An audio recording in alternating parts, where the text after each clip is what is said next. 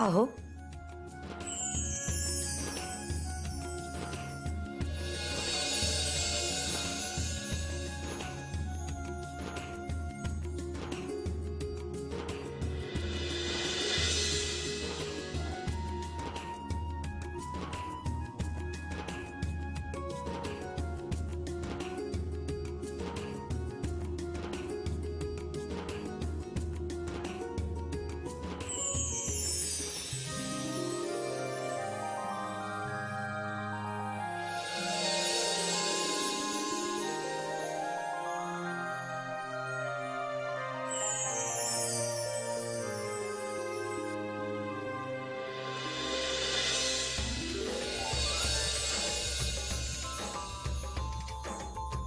बोला वीणाताई महाजन बोला. मी बोलते पण तुम्ही लक्ष देऊन ऐका. तुम्ही आता पेढीवर जाताना बँकेत जाल ना, जाल म्हणजे जाच. तुमच्या कसल्या तरी सह्या करायच्या राहिल्या. हो माझ्या लक्षात आहे. मग कपाटात पासबुक ठेवली आहेत ना, ती घेऊन जा आणि आठवणीने भरून आणा. बर. 3 मुलगे आहेत पण एकाला काही सुचत नाहीये आणि सांगितल्याशिवाय तुमच्या लक्षात येत नाही. अहो काय ग? तुम्ही ब्लड टेस्ट कधी करून घेणार आहात? अगं आत्ता मध्यंतरी केली ना. आत्ता मध्यंतरी नाही, त्याला 3 महिने झालेत. ओ विजयचा फोन आला होता आठवण करून द्यायला. अरे वा, माझी ब्लड टेस्ट आणि त्याची आठवण करायला फोन तुला. कारण त्याला माहितीये तुम्हाला फोन करून काही उपयोग नाहीये. हो हो हो. आता मी ठरवलंय मात्र वीणा, मी ह्या सगळ्यातनं निवृत्त होणार आहे कायमचा. वा की मग. व्हा की मग. आणि करू काय? घरी बसून काय तुझ्या डोक्यावरती बसू?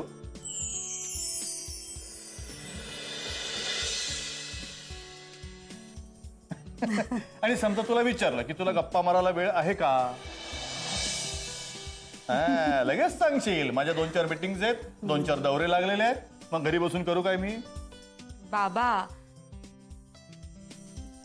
अहो तुम्ही उगीच का असा सूर लावताय?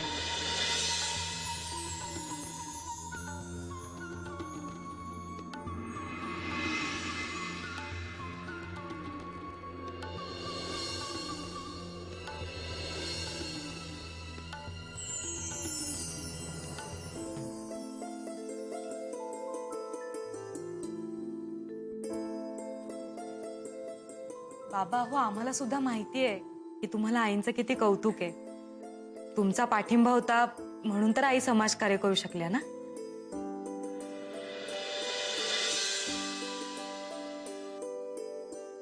यांचा पाठिंबा होताच ग, पण मीने माझं काम खूप विस्तारलं ते तू आल्यामुळे. तू घराची जबाबदारी इतकी छान पेललीस ना म्हणजे अगदी घरच्या तूप साखरेपासून ते उमासारखी गुणी सून आणेपर्यंत. आई, तुम्हाला माहितीये का, गावात आम्हाला कोणी जावा जावा नाही, बहिणीच समजतात. अगं समजतात का म्हणतेस? आपण आहोतच बहिणी. जशी मला माझी विभा तशीच तू. आई, विश्वनाथ भाऊजींसाठी जशी मी उमा शोधून आणली, तशीच विजय भाऊजींसाठी सुद्धा एक छान मुलगी शोधून आणे. छान. म्हणजे आमची मग भेट डायरेक्ट आषाढी कार्तिकीला. मी हसत काय बसले. बाबा, तुमचा नाश्ता तयार आहे, तुम्ही या. आणि आई, तुम्हाला भेटायला शहराकडनं एक बाई आल्यात. म्हणजे हे आणि भाऊजी त्यांच्याशी बोलतायत, पण त्यांना तुम्हाला भेटायचंय. कोण बाई आहेत? नाव काय म्हणालीस? मी निर्मला दुर्गावळे. बसा ना, बस. तुम्ही आईला भेटायला खास शहरात नाही इकडे आलात? आधी कळवलं होतं का? नाही नाही, तशी हरकत नाही. पण काय ना, आई बऱ्याचदा दौऱ्यावर किंवा बाहेरगावी असतात. तुमची फेरी फुकट गेली असती ना, म्हणून विचारलं मी. नाही नाही, ती तयारी ठेवूनच मी आले. पण ते आहेत ना घरी? हो आहे, घरीच आहे. पण जरा काहीतरी घरगुती कामामध्ये. मी बोलवतो तिला. पण तुमचं काम काय सांगू मी? दादा, उमा गेलीये आईला बोलवायला. पण यांचं इथे काय काम आहे हे यांनी सांगितलं नाहीये. नाही नाही, माझं तसं काही विशेष काम नाहीये. पण त्यांना भेटायचं होतं, घर बघायचं होतं. तेवढ्यासाठी तुम्ही शहरातून इथे आलात? हा,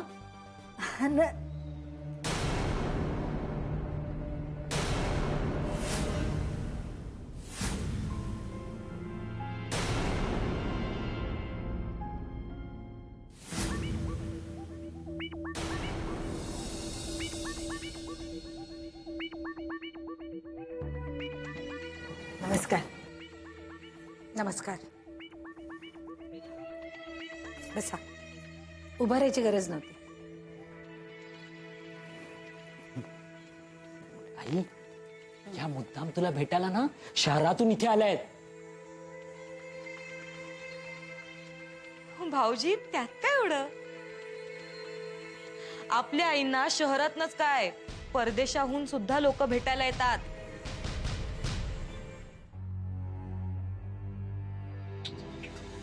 वीणाताई महाजन आहेत त्या.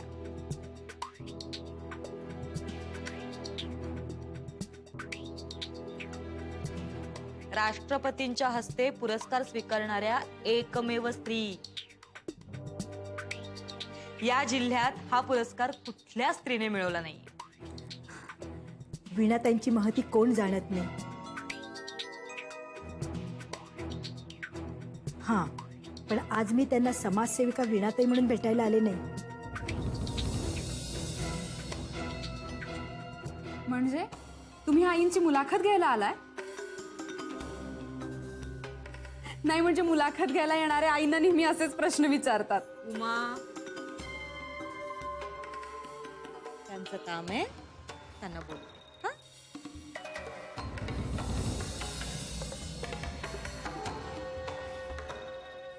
नाही नाही, तसं काही खास काम नाहीये माझं. खरं म्हणजे मी विजय बरोबरच येणार होते.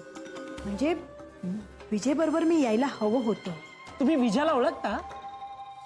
हो, मग हे आधी नाही का सांगायचं? कसेत विजय भाऊजी? नाही म्हणजे तो रविवारी येणार होता भेटायला, पण त्याने तसं काही कळवलं नाही. तो तुम्हाला भेटणार आहे का? हो, सांगायला पाहिजे मग होतं ना फोन त्यांनी करून काय. सांगायचं होतं ना. या येणार आहेत म्हणून. म्हणजे मग आपण त्या तयारीत राहिलो असतो. हो ना, म्हणजे एकदा तरी सांगायला होतं की ह्या ओळखीच्या आहेत. पाहिजे होतं ना आपल्याला. तो फोनच थांबा.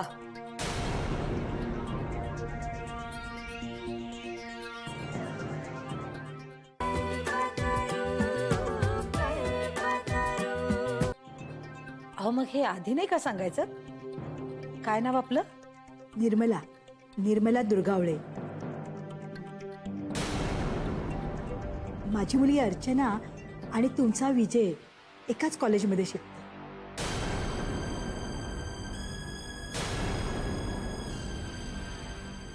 अच्छा, म्हणजे हे तुमची मुलगी सुद्धा वैद्यकीय शिक्षण घेते का?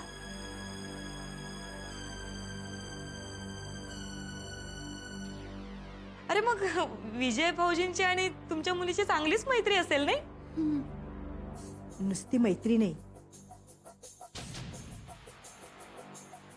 दोघांनी लग्न करायचं ठरवलं.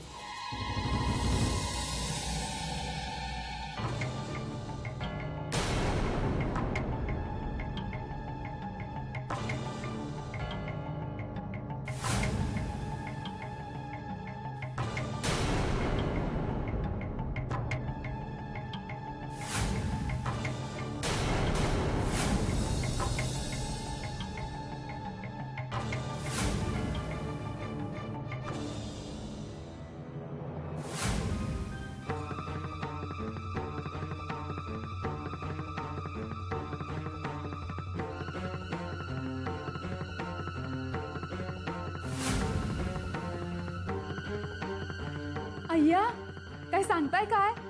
पण तुमची मुलगी का नाही आली बरोबर?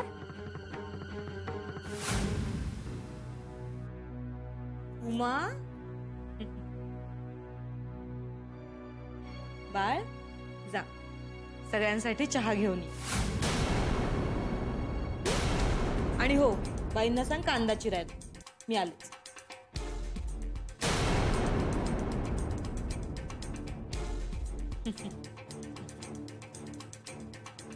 तुम्हाला चहात साखर चालेल ना? आता तोंड गोड करायचं म्हणजे हे बघा, ते तोंड गोड करायचं मग बघू.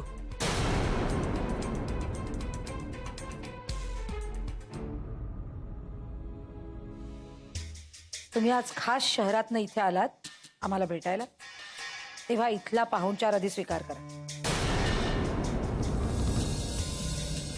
हा महाजनांचा वाडा जितका जुना आहे ना, तितकाच त्याचा मान मोठा आहे.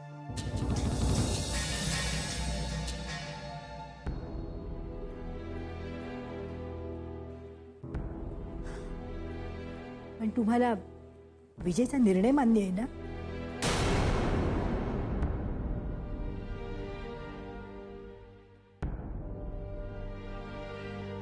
हे माझे 2 मोठे मुलगे, यांना विचारा.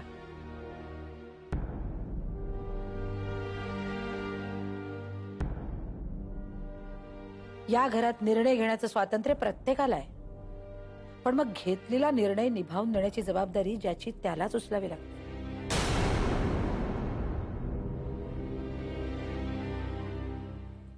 आता तुमचा आशीर्वाद असल्यावर घेतलेला निर्णय मुलं सहज निभावून नेऊ शकतील.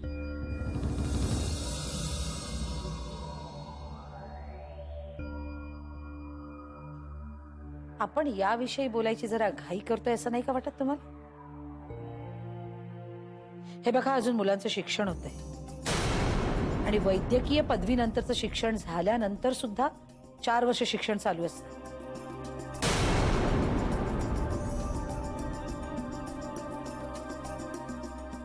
लग्नाचा विषय आत्ताच कशाला हवा?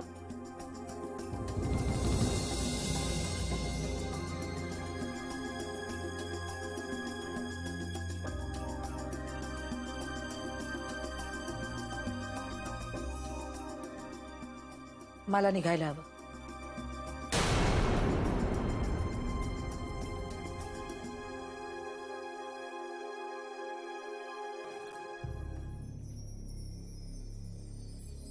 मीना, यांच्या आदरात इथ्यात कोणतीही कमतरता राहायला नको.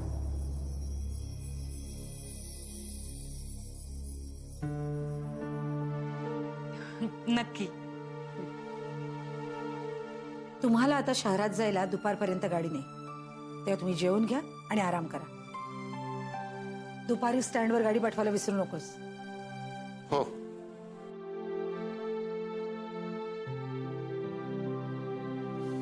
अहो मी काय म्हणत होते, आपण तुम्ही काय म्हणताय ते ऐकायला मला आवडलं असतं.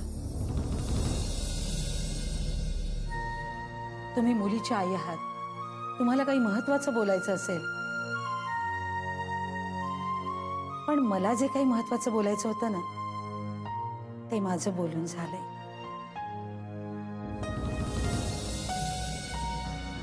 आणि तुमचं बोलणं ऐकायला मला खरंच वेळ नाहीये. परत नक्की या. हा विषय सोडून आपण कुठल्याही विषयावर बोलू.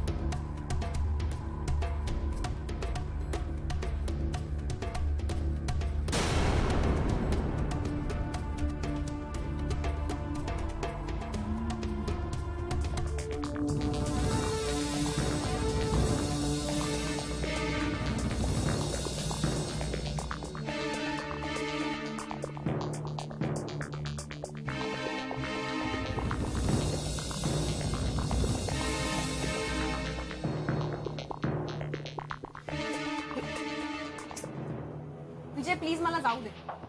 पण का? मी इथे थांबले ना तर सारखं सारखं तेच तेच बोलत राहीन आणि तुला बोर करेन. बोर का करशील? अर्चना, आपण दोघं पण सेम कंडिशन मध्ये आहोत. तुझी आई तिथे माझ्या आईला भेटायला गेली आहे. ही साधी सदिच्छा भेट नाहीये. बघ ना, लग्नासारखा विषय आहे आणि अजून ना तुझ्या आईचा फोन आलाय ना माझ्या आईचा. काय झालं असेल कोणास ठाऊक. तुला काय वाटतं? माझ्या घरी तमाशा झाला असेल. बापरे, माझ्या आईने तुझ्या आईच्या हाताला धरून तिला बाहेर काढलं असेल. माझा बेसिक प्रश्न इतकाच आहे की तुझी आई हो म्हणालीये की नाही म्हणालीये. अर्चना,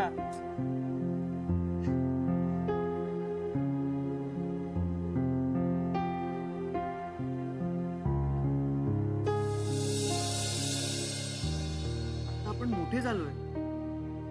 आपल्याला समजायला पाहिजे की प्रत्येक प्रश्नाचं उत्तर हे हो किंवा नाही मध्ये नसतं. होकार आणि नकार या व्यतिरिक्त दुसरा पर्याय उरतो. बोलतो ना, प्रश्न राखून ठेवायचा. आणि माझी आई जरी राजकारणी नसली ना तरी तिला हे परफेक्ट जमतं. इथे कुठे आलं राजकारण. राजकारण प्रत्येक गोष्टीत असतं. ते कोणाला जमतं, कोणाला जमत नाही. कोणी ते यूज करतं, कोणी नाही करत. तू तुझ्या आईबद्दल बोलतोय. मी मिसेस वीणाताई महाजन या व्यक्तीबद्दल बोलतो. आणि मी तुला खात्रीने सांगतो, तिला जरी हे लग्न मान्य नसलं ना, मान्य नसेल तर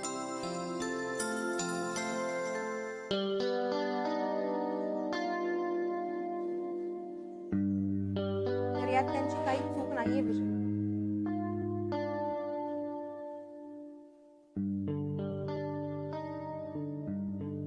मला त्याबद्दल ना खेद ना राग ना आश्चर्य वाटतं.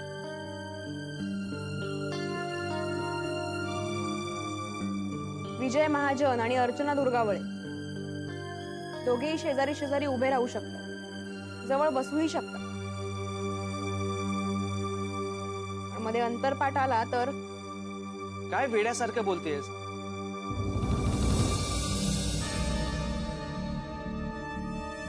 मी तुझ्या आईच्या वतीने विचार करते.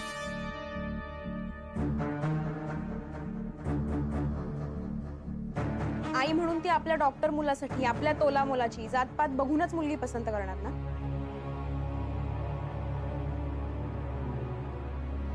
शेवटी जन्मभराचा प्रश्न. ती जरी ह्या जन्माचा विचार करत असेल ना, तरी मी 7 जन्मांचा करतो. म्हणजे आपल्या चालीरीती, आपल्या परंपरा, रीतिरिवाज, कुळाचार हे सगळं आईंच्या शिस्तीप्रमाणे जमेल त्या मुलीला. म्हटलं तर या गोष्टी गौण वाटतात, पण खरं तर अशा गोष्टींमुळेच वातावरण बिनसतं. तुमच्या घरचं वातावरण नाही पटलं मला, खूप धोरणी वाटलं. पण तुला खरं सांगते, अशा वातावरणाची सवय नाही मला, म्हणजे मला पण नाही आणि अर्चूला पण नाही.